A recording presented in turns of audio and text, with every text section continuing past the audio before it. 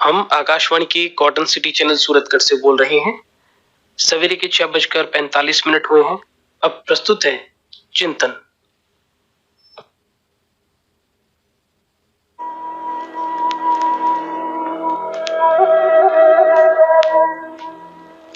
आज के युग में जिस तरफ भी नजर उठाकर देखा जाए, हर व्यक्ति दुखी ही नजर आता है। कोई भोजन के लिए दुखी है, कोई वस्त्र के लिए, कोई गरीबी के कारण, कोई पड़ोसी के कारण, कोई काम मिल जाने के कारण, तो कोई काम नहीं मिल जाने के कारण। दुख किसी भी प्रकार का क्यों ना हो, आखिर दुख ही होता है। भले ही पारिवारिक हो, राजनीतिक हो, आर्थिक हो, सामाजिक हो, धार्मिक हो, किसी भी प्रकार का क्यों ना हो, दुनिया का हर व्यक्ति किसी न किसी कारण से दुखी ही है। दुखों के इस सागर में भी अपवाद स्वरूप करोड़ों में से एक व्यक्ति ऐसा मिल ही जाएगा जो अपने आप को दुखी महसूस नहीं करता। आदिकाल से अगर देखा जाए तो संत महात्मा काफी हद तक इस दुख रूपी भव सागर से अपनी नैया पार उतारने में सफल हुए हैं। महाभारत काल में सत्ता में रहने वाला दुर्योधन दुखी था, जबकि सत्ता से बाहर रहने वाले पांडव हर कष्ट में सुखी।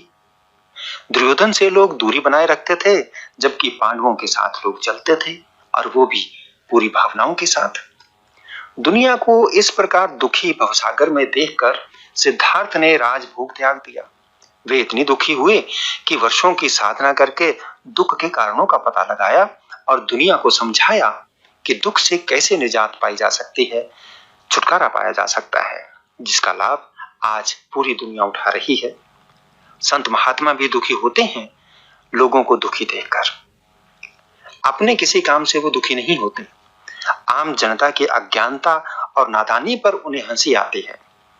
जब कोई आकर महाराज से प्रार्थना करता है कि मेरा फला काम हो जाए महाराज, महात्मा उस समय हंसते हैं, सोचते हैं मैं यहाँ क्या देने के लिए बैठा हूं और ये नादान बालक मेरे से एक तुच्छ वस्तु मांग रहा है।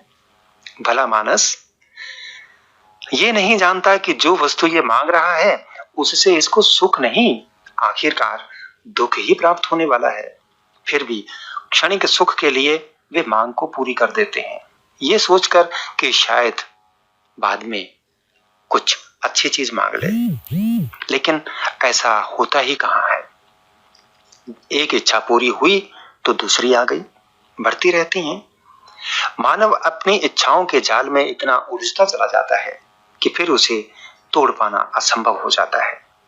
तो क्या ये समझ लिया जाए कि दुखी रहने के सिवा और कोई रास्ता ही नहीं? सुख पाने के लिए वर्षों कोई कठोर तपस्या करनी पड़ेगी? ऐसा भी नहीं।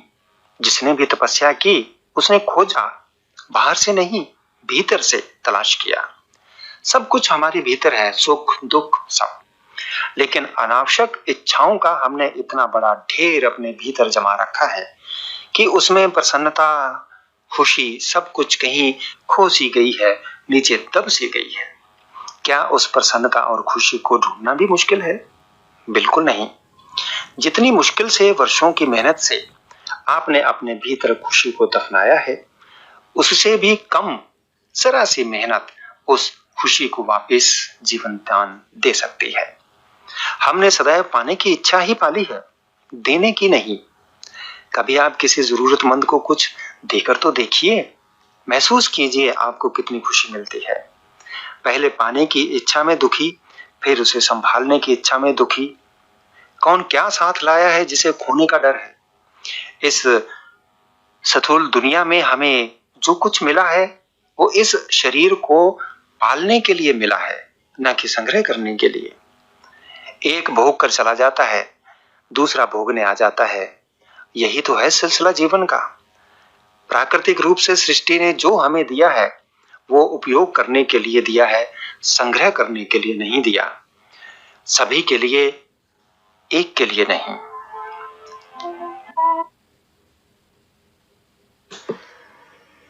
अभी आप सुन रहे थे चिंतन। हम आकाशवाणी के कॉटन सिटी चैनल सूरतगढ़ से बोल रहे हैं।